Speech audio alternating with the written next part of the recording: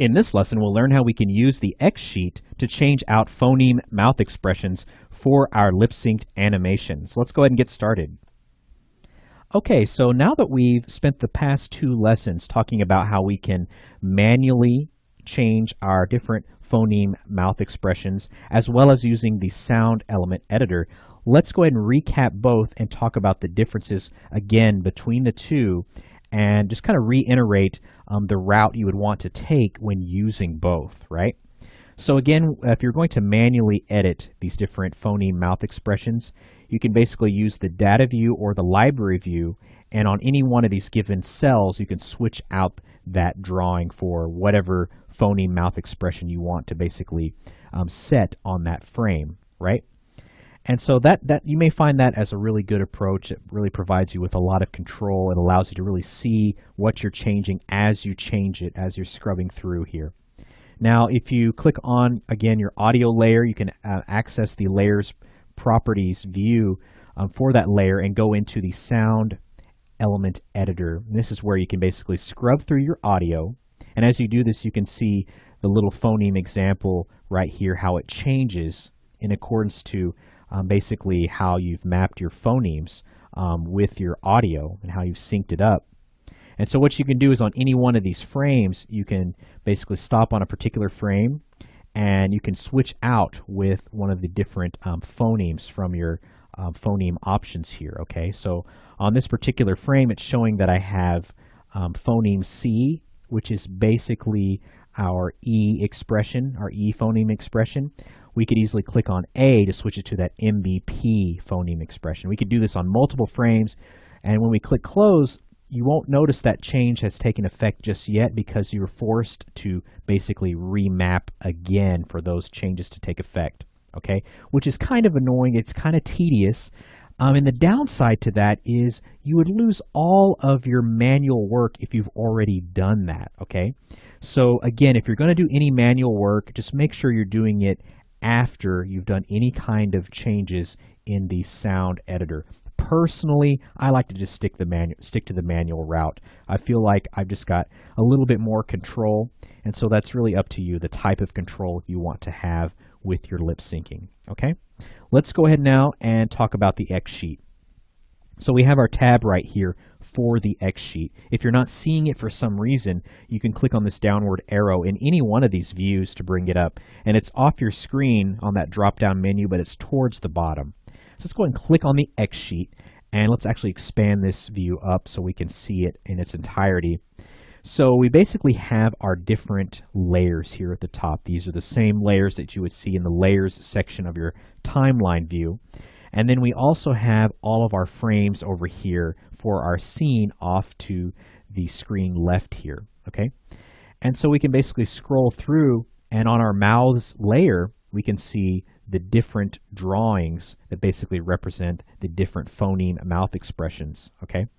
And so what I liked about basically naming those drawings to their appropriate phonemes is I can very easily tell what phonemes are on what frame as I just kind of scroll through our X sheet here, okay? So it's just kind of a nice way for me to kind of see everything that we have here.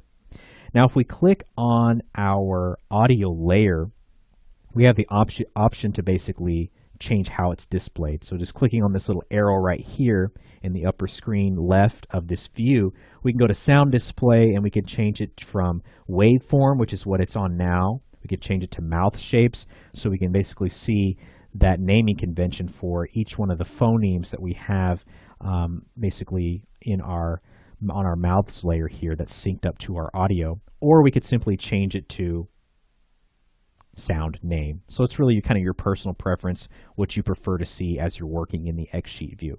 Let's go back to our timeline view. We'll go ahead and bring that back down.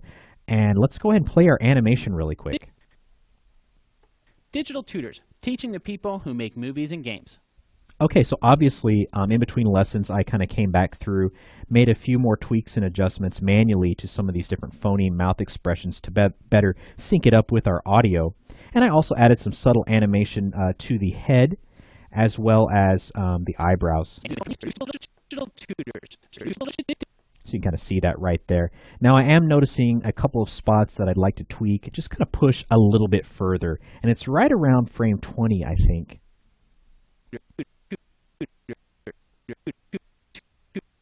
So if you recall in lesson 4, when we were working in the sound editor, we basically used that feature to basically change the mouth expression for frame 17. We change it to that U mouth expression since he's saying tutors at that point. And I think that worked nicely. However, on 18 and 19, that exposure is extended for 2 frames, exposure for the phoneme E, okay?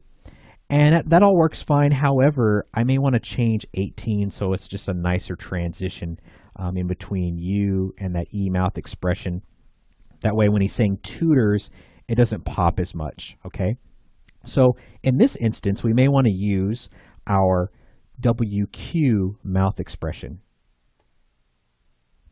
So it's this one right here.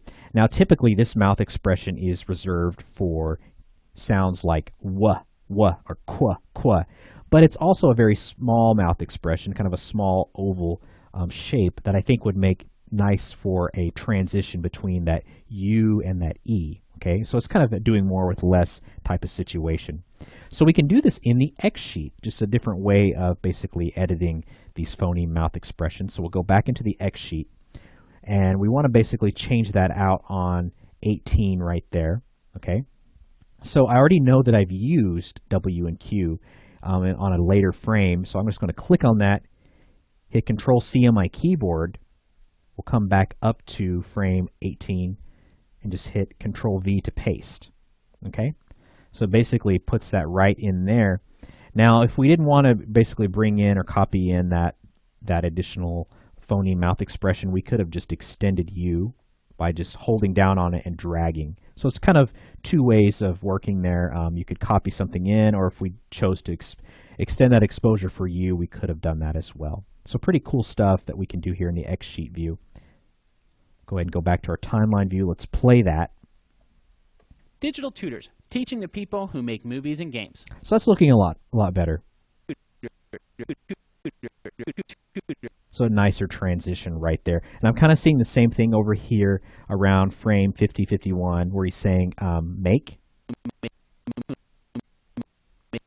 We're not getting any of that m for make right there. And I kind of feel like right around 50 or 51, we could probably drop in that MBP phoneme mouth expression again, the closed mouth. So we'll go ahead and go back into our X sheet. Okay, and let's expand this up. And I've actually got an MBP right here. So I'll just go ahead and copy that. And they'll go back up to frame 51 right there and paste that in. So this is kind of another reason why I prefer to name all those different drawings containing the different phonemes to actually show what phonemes they represent. And just working here in the X sheet, I can very quickly see what I have, where it's at, and if I want to kind of copy and paste or move things around. It's just a different way of kind of seeing everything and making adjustments. So really cool stuff. Let's go back to our timeline view and play that back again. Digital tutors, teaching the people who make movies and games. And that feels way better. So just one frame can really make a difference in the fluidity of your lip sync. Okay. Now let's talk about how we can use the X sheet view pretty much the same way we would use that sound editor that we can get to through the layer properties of our audio layer. Okay, so let's go back to our X sheet view. Okay, and if you recall, let's go to say frame 18. So right here, we just changed that one to that WQ. Okay.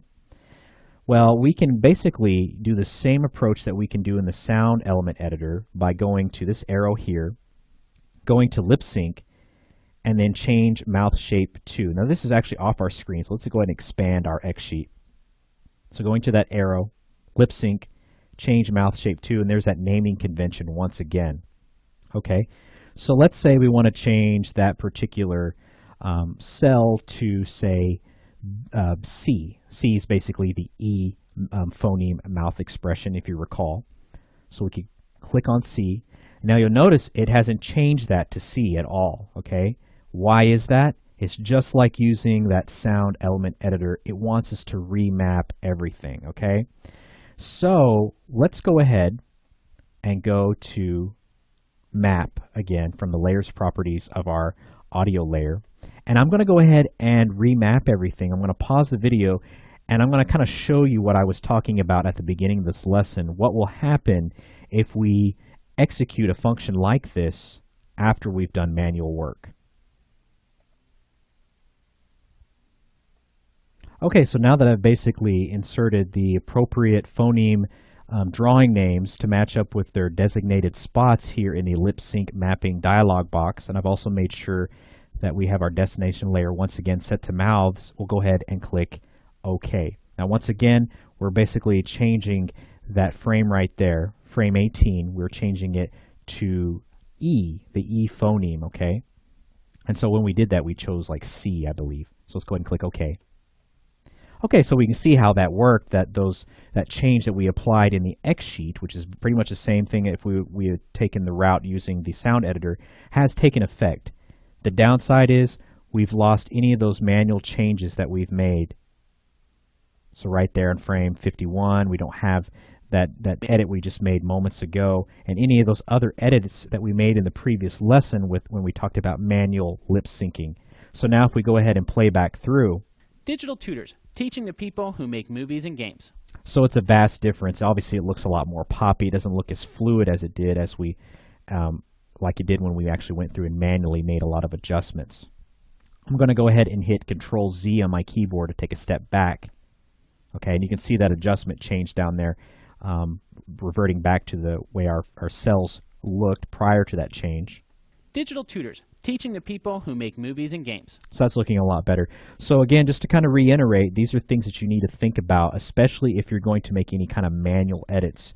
You want to think about, especially using the sound editor, you want to use that before doing any manual edits. And the same thing applies to that approach I just showed you using the X sheet. Okay, so I hope you've enjoyed this course and are able to basically take a lot from it, all the different things that we've talked about and learned in lip syncing your different phoneme mouth expressions and apply that to your own character lip sync animations. And again, if you're completely unfamiliar with phonemes, I encourage you to watch my course on drawing phoneme mouth expressions in Photoshop. That'll really allow you to hit the ground running as you come in here and kind of draw and design your own phonemes for your own character before getting into the lip sync aspect of it. So thanks for watching, and we'll catch you next time.